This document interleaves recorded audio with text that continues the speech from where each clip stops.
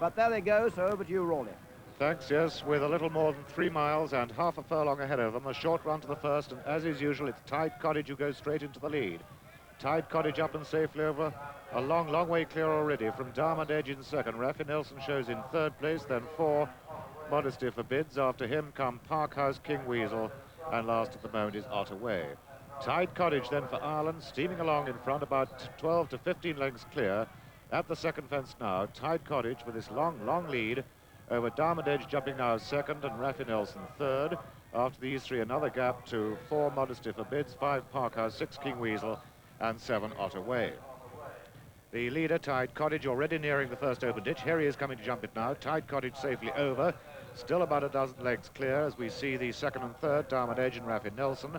The next group just jumping, Modesty Forbids, King Weasel, Parkhouse, and lastly, Otterway. Now to the water jump for the first time, and it's Tide Cottage still well clear of the others, who are headed in second place by the top weight Diamond Edge. The favourite Raffy Nelson over in third. Then for the north in fourth is King Weasel. 5, the only mare in the field, Parkhouse, and the last 2, Modesty Forbids and Otterway. 3 plain fences at the far end of the course. Tide Cottage still out in front from Diamond Edge and Raffy Nelson. There are those second pairs. We go back now to the leader, coming to jump yet another plain fence. And that's the second group, who in fact appear to be closing up quite well on the leader, who is now at the last over on the far side. And in fact, Tide Cottage has come right back now to the field as Diamond Edge takes much closer order.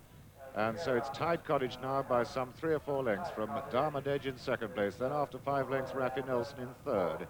In fourth place, the mare Parkhouse. 5 is King Weasel, 6 Modesty Forbids, and 7th and last still Otterway. So it's the Irish Grand National winner, Tide Cottage, out in front, partnered by his now regular rider, Tommy Carberry. In second place, Bill Smith on last year's Whitbread Gold Cup winner, Diamond Edge. Raffy Nelson, who's unbeaten so far this season. In fourth after him comes King Weasel, only once a loser over fences. He's 110, in fact, all told. And then comes Modesty Forbids, Parkhouse, and Otterway. That's the order as they come now to what will be the second last next time round. And on this, the first circuit, it's still Tide Cottage with that sheepskin noseband from Diamond Edge jumping second. Raffy Nelson a good leap in third. Then King Weasel closing up quite well now in fourth.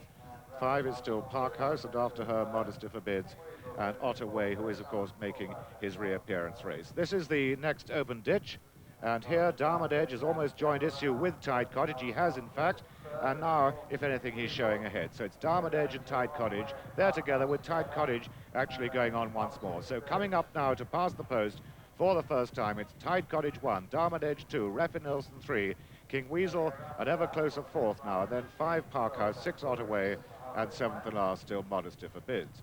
Well, they're racing up towards the top of the hill. They're just past halfway. There are 11 fences still to go. And with Tide Cottage, as is usual, bowling along in front. John, how do you see the race going now? Well, Tide Cottage is not a television director's dream, but he's made this a really true run race, and that has suited Diamond Edge, who's pulling very hard for his head, going incredibly well as they turn downhill. But so is Raffy Nelson behind. Now we get a sort of mole's eye view, a wonderful view of the downhill fence at Sandown. Diamond Edge on the left, Tide Cottage on the right, Raffy Nelson with the white noseband. Let's see who jumps it best. Well, Diamond Edge did just brush through the top. Steve Smith-Eccles had a moment of doubt on Raffy Nelson. As far as I've seen so far, King Weasel has been jumping perfectly well. I don't know whether he made any mistakes in the early stages, but I haven't seen him make one. And he's close enough at the moment, if, of course, he stays this testing 3 miles. And the pace they've gone, it will be testing. Diamond Edge, right on the quarters of the leader, Tide Cottage, and Raffy Nelson does not look to me to be going all that well there. At the moment, as the top weight takes the lead, it looks very much as though he may begin to run a marvellous Gold Cup trial. So I'll leave them back to you, Rawley. Thank you, John. Yes, Diamond Edge clears that last ditch in the lead, but only just from Tide Cottage. Then this long gap still to Raffy Nelson in third place and King Weasel fourth.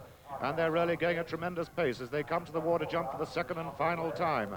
At the water now, Diamond Edge under top weight has increased his advantage now. He's 5 lengths in front of Tide Cottage in second. Raffy Nelson still remains in third and King Weasel fourth. And then we have to read quite a long way back to Modesty Forbids, Parkhouse, and Otterway, who in fact has been pulled up. The 3 remaining plain fences on the far side, a bit of a mistake there by Tide Cottage. but he just hangs on to second in front of Rafi Nelson. Darmodedge, though, jumping first, with a lead of about 5 lengths now from Tide Cottage, hanging on grimly in second. Rafi Nelson not making any progress at the moment, still a pretty close third. Then comes King Weasel, and these have gone clear now of Modesty Forbids and Parkhouse.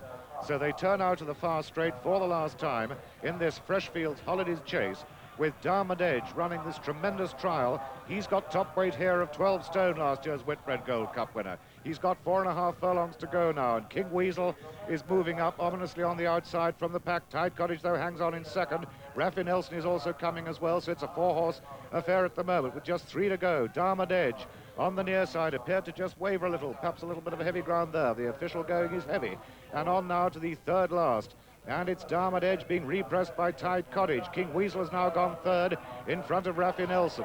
Just 2 fences to go, and Darmodedge quickens again away from Tide Cottage and King Weasel, then Rafi Nelson, who's got it all to do, and Modesty Forbids. This is the second last, and it's Darmodedge up and over all right from Tide Cottage, then King Weasel and Rafi Nelson. The cheers are going up here now from the crowd for Darmodedge, who's hanging on, but Tommy Carberry coming again on Tide Cottage. There won't be much in it. This is the final fence, and it's Darmodedge over just first from Tide Cottage. Modesty Forbids has gone past King Weasel straight third, and Darmodedge, what a performance. Here he goes again.